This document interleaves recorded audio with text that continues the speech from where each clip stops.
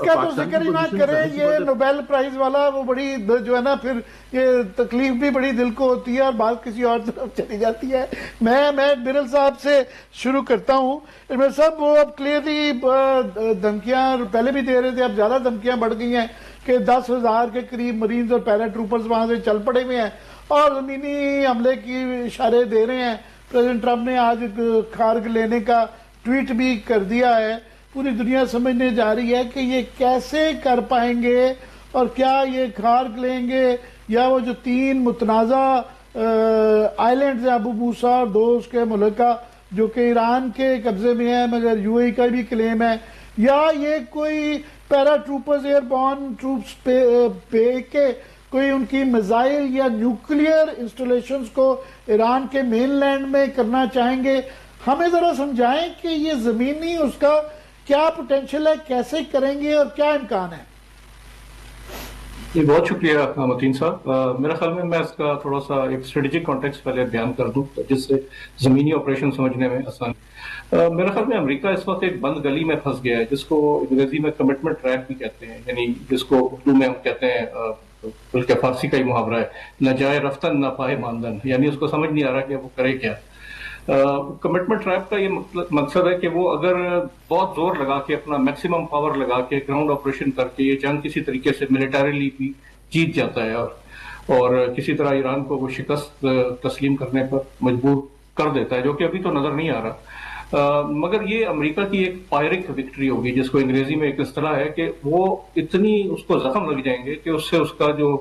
ایک super power کا status ہے، جو ایک لیڈنگ ایک پاور ہے، وہ برقرار رکھنا مشکل ہو جائے گا پھر، اور اس کے بعد امریکہ کا ڈکلائن شروع ہو جائے گا۔ وہ اگر جنگ جاری رکھتا ہے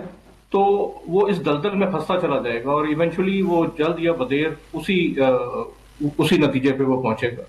تو جنگ ایک دم سے وہ ابھی بند نہیں کر سکتا، جو ہم کہتے ہیں کہ وہ وکٹری ڈکلیئر کر دے گا کہ ہم نے سب کچھ تباہ کر دیا اور وکٹری ڈکلیئر کر دے گا، لیکن کیونکہ دنیا سمجھتی ہے کہ امریکہ اپنے سیاسی مقاصد حاصل کرنے میں ابھی تک کامیاب نہیں ہوا۔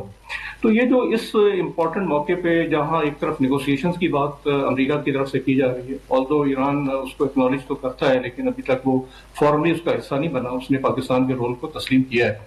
تو اس وقت یہ زمینی آپریشن کا ایک ڈراوا یا دھمکی، میرے خیال میں اس کو ایران کو ایک سٹیکس بڑھانے کی بات ہے کہ وہ کسی طرح وہ جو ایک ایکسیپٹیبل سولوشن سے، ایک ون ون سولوشن سے امریکہ کو وہ ایک ایگزٹ دے دے۔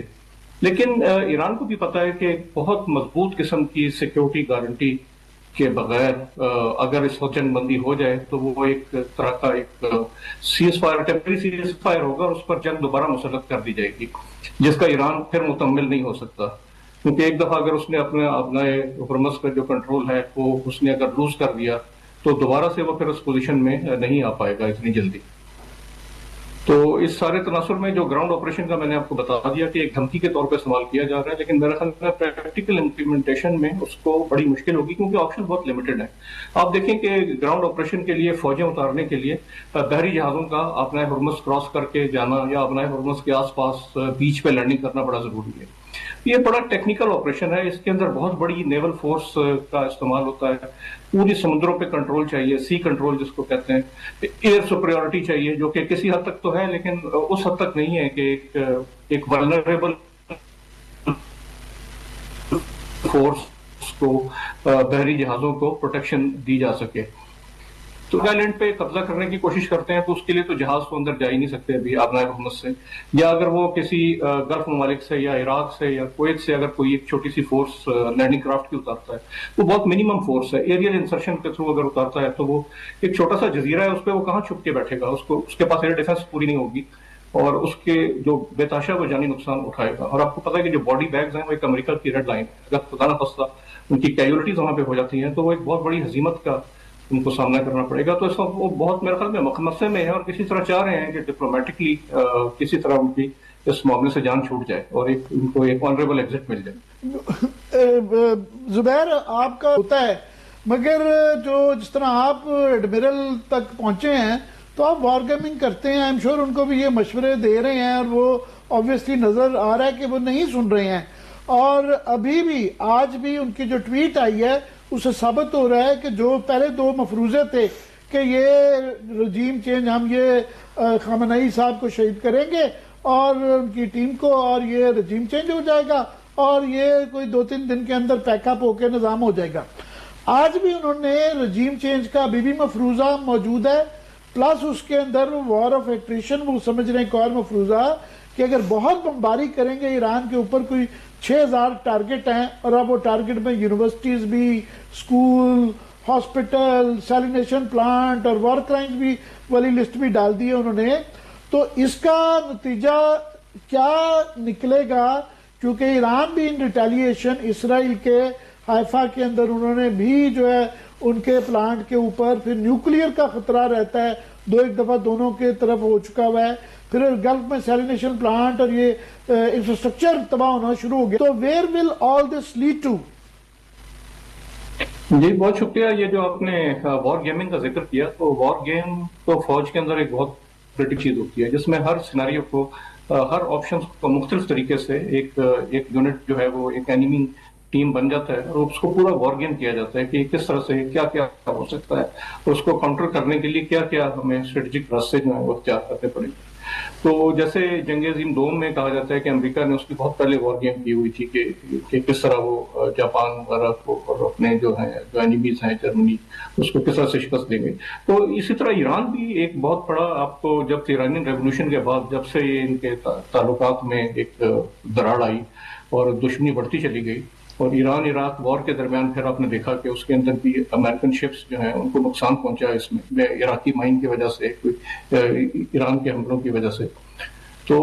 انہوں نے ایک وار گیم 2002 میں کی، جس کو ملینیم چیلنج 02 کا نام دیا گیا، جس میں ایگزیکٹلی یہی سیناریو تھا کہ آبنائے ہرمز کو بند کرے گا ایران اور امریکی بحریہ آ کے اس کو چھڑائے گی۔ لیکن اس کے جو اوپن سورس میں جو چیز پبلش کی گئی ہے، اس میں جو ان کے جو ایران کو جو کمانڈ کر رہے تھے، ان کے میرین کے لیفٹنٹ جنرل تھے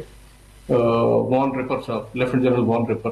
تو انہوں نے بہت ہی غیر روایتی طریقوں کا استعمال کیا، جو کہ ابھی جس سے پڑھ کر ابھی ایران میرے خیال میں استعمال کر رہا ہے، کیونکہ ایران نے اس گیم سے سبق سیکھا۔ تو وان ریپر صاحب نے پہلے دن ہی ان کے جو ہے وہ کوئی 10-12 جہاز امریکی بحریہ کے ڈبو دیے ایکسرسائز میں، اور انہوں نے ان کو مشکل ڈال دی کہ ان کو جو ایک کنٹرول ٹیم ہوتی ہے جو وار گیم کو کنٹرول کر رہی ہوتی ہے، ان کو وہ وار گیم روک دینی پڑی، اور اس کو پھر انہوں نے ریسیٹ کیا، اور ان کو ایک طرح سے گیم کے ریزلٹس کو تھوڑا سا چینج کیا گیا تاکہ امریکہ کی جیت اس میں وار گیم کے بعد نظر آئی۔ تو یہ کہا جا رہا ہے کہ ایران نے اس وار گیم کو بڑی کلوزلی فالو کیا، اور اس نے اپنا پورا فورس اسٹرکچر اس طرح سے ڈیولپ کیا کہ ڈرونز، تیز رفتار کشتیاں جو کہ ایک سوام اٹیک، ایک مل کے ایک جتھے کی شکل میں اٹیک کرتی ہیں، کیونکہ ایران کو پتہ ہے کہ جغرافیہ اس کی بہت بڑی اسٹرینتھ ہے۔ پرشین گلف میں آئے بغیر جو ہے وہ ایران کو زیر نہیں کیا جا سکتا۔ آپ نے دیکھا کہ وہ کتنی انہوں نے پنشمنٹ جو ہے وہ برداشت کی ہے، کتنے میزائل اٹیکس، ان کا انفراسٹرکچر کی تباہی، مگر ابھی بھی ایران سروائیو کر رہا ہے اس کی وجہ سے کہ اس نے اس وار گیم کی بڑی اچھی پلاننگ کی۔ دوسری طرف ہم یہ امریکی سائڈ پہ جب دیکھتے ہیں تو میرے خیال میں چونکہ اس میں اسرائیل کا جو رول ہے وہ بہت کرٹیکل ہے، کیونکہ ایک نمبر آف US پریزیڈنٹس نے اسرائیل کو ریزسٹ کیا کہ ایران کے اوپر حملہ جو ہے وہ اس وقت صحیح نہیں رہے گا، اور ٹائم یعنی واز ناٹ اپروپریٹ، لیکن یہ ٹرمپ جو ہیں یہ ان کے کہنے میں آ گئے۔ تو اس سے دیکھیں ابھی تھوڑی دیر پہلے ایک ان کی کس طرح کی ٹویٹ تھی کہ وی ور سرپرائزڈ کہ ایران نے خلیجی ممالک پہ حملہ کر دیا، وی ور ناٹ ایکسپیکٹنگ دیٹ۔ تو اس کا مطلب ہے کہ یہ انہوں نے یہ سارے جو چیزیں ہیں یہ صحیح طرح سے سوچی ہی نہیں۔ اور آج جو لیٹسٹ ٹویٹ ہے صدر ٹرمپ کی کہ اگر یہ سیز فائر یا ایک کنڈیشن ہماری نہ مانی ایران نے تو پھر ہم سب کچھ تباہ کر دیں گے اور وی ول لیو، یعنی انہوں نے ایک انڈیا بھی دے دیا ہے کہ ہم ایک میسو بمبارڈمنٹ کیمپین کریں گے، ان کے تمام انرجی پلانٹس، ان کی پاور پلانٹس، اور مطلب سب کچھ ملیامیٹ کر کے اور ہم یہاں سے چلے جائیں گے۔ ایک بہت بڑا تھریٹ ہے، شاید وہ یہ نہ کر پائیں، یا خدا نخواستہ اگر وہ موسٹ ڈینجرس آپشن جس کو ٹیکٹیکل نیوک کی بھی آپشن کہی جا رہی ہے کہ وہ کارگ آئیلینڈ پہ کر کے اس کو ان کا انرجی ایکسپورٹ انفراسٹرکچر سارا تباہ کر دیں، تو امریکہ سے اس وقت میرے خیال میں کسی بھی اقدام کی بعید نہیں ہے، اور لیٹس ہوپ کہ ریشنلٹی پرویلز۔ اور یہ جو ابھی جو ایک نیگوسیشنز کی جو بات شروع ہوئی ہے، یہ جو 4 ممالک کا جو ایک وزرائے خارجہ کی بیٹھک ہوئی ہے پاکستان میں، اور اب کل ہمارے جو ڈپٹی پرائم منسٹر وزیر خارجہ ہیں جو چین جا رہے ہیں، تو میرے خیال میں ایک بہت بڑا اشارہ ہے کہ اس میں چین کی حمایت سے، کیونکہ اس وقت ایران کو جو گارنٹی مل سکتی ہے وہ ایک چین ہی ایک ایسا ملک ہے، ایک ایسی طاقت ہے کہ جس کی گارنٹی اس وقت کچھ میٹر کرے گی کہ امریکہ جو ہے وہ جنگ بندی کو پھر دوبارہ سے ریگروپنگ اور دوبارہ حملہ کرنے کے لیے استعمال نہیں کرے گا۔ بل یہ سیمسن، اور میں زبیر آپ کے جوائن کرنے سے پہلے کہہ رہا تھا کہ اگر چینیوں نے سنزو کو اپلائی کر دیا کہ never stop your enemy when it is making a mistake جو ہے، اور ان کو دونوں طرف کے ان کے آرگیومنٹ ہیں۔ آج فار ایگزامپل ایک چھوٹی خبر ہے مگر بہت بڑی خبر ہے کہ تائیوان کے اسپوکس مین نے، یہ خاتون نے، اسپوکس پرسن نے یہ کہا ہے کہ جناب ہمارا تو مین لینڈ کے ساتھ بہت قریبی روابط ہیں، اور اشارے دیے ہیں کہ وہ چین کے ساتھ بہتر تعلقات کرنے ہیں، اور ظاہر ہے وہ دیکھ رہے ہیں کہ جب خلیج کے ممالک کا وہ کچھ حفاظت نہیں امریکہ کر سکا اور وہاں سے اسلحہ لے کے خلیج میں موو کر رہا ہے، تو ہماری کل کو باری آ گئی تو ہم کیا کریں گے؟ سو چائنا کا کافی سارے ریزنز ہیں اس کو دیکھنے کے۔ دوسرا زاویہ بھی ہے کہ ورلڈ ٹریڈ کے اندر انرجی کی ان کی ریکوائرمنٹ ہے۔ ایڈمرل صاحب، آپ کی گٹ فیلنگ کیا کہتی ہے کہ کیا چین کیسے سوچ رہا ہے، اور امریکہ ان کو فیس سیونگ جو چاہیے، کیا فیس سیونگ ہو سکتی ہے؟ جی بہت شکریہ۔ یہ آپ نے بڑی انٹرسٹنگ اور بہت خوبصورت کوٹیشن کی کہ never correct your enemy when it is making a mistake. تو یہ سنزو نے آپ کہہ رہے تھے کہ کہا ہوگا، لیکن میرے خیال میں یہ نیپولین بوناپارٹ کی بڑی اسٹیٹمنٹ ہے، اور بالکل اس وقت اگر میرا جو مطالعہ ہے کہ نیپولین نے سنزو کو کوٹ کیا تھا۔ اچھا، ہاں بالکل بالکل، لیکن وہ نیپولین شاید مشہور ہیں، اور جی سنزو تو بالکل چائنیز ایسٹرن وزڈم کے وہ تو مائنا اسٹریٹجسٹ ہیں بالکل۔ تو اس وقت جو اگر ہم چین کا اور روس کا ایک طرح سے ایک اسٹریٹجک اگر ہم دیکھیں ان کا، تو ان کا مقصد یہی ہے کہ امریکہ اس جنگ میں جتنا انوالو ہوتا چلا جائے تو اسی میں ان کی وکٹری ہے۔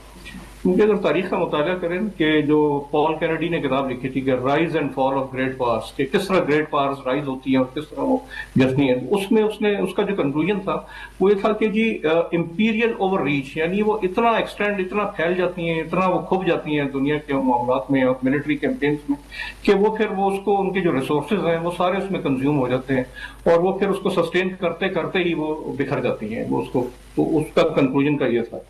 اور جیسے ابھی زبیر صاحب نے بات کی کہ اس وقت ان کی لیڈرشپ کی ہمیں بیہیویئر سمجھ میں نہیں آ رہا کہ کس طرح وہ ایکٹ کر رہے ہیں، تو یہ بڑا ایک مارکت الارا کتاب ہے، ایک مارچ آف فالی،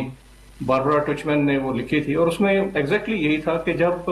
ایک ہارڈ ہیڈڈنس لیڈرشپ آ جائے، ایک ایگو سینٹرک لیڈرشپ ہو جو کہ کسی کی نہ سنے اور اب جو یہ کہے کہ آئی ایم رائٹ،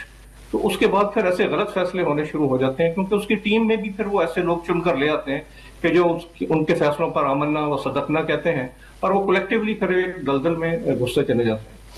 اسی طرح ایک بڑی مشہور کتاب ہے سائیکالوجی آف ملٹری انکمپیٹنس، اس میں اس نے ملٹری لیڈرشپ اگر ایک فیئر آف فیلئر میں یا ایک سٹبن مائنڈڈنس کے ساتھ اگر کوئی ایکشن کرنے کی کوشش کریں، تو اس ایپیسوڈ میں ہمیں ان ساری چیزوں کا ایک ریپلے نظر آ رہا ہے۔ پر آج کل یہ تمام لوگ جو پرانی ایمپائرز جس طرح فاش غلطیوں سے ڈوبی، برطانیہ کا آج کل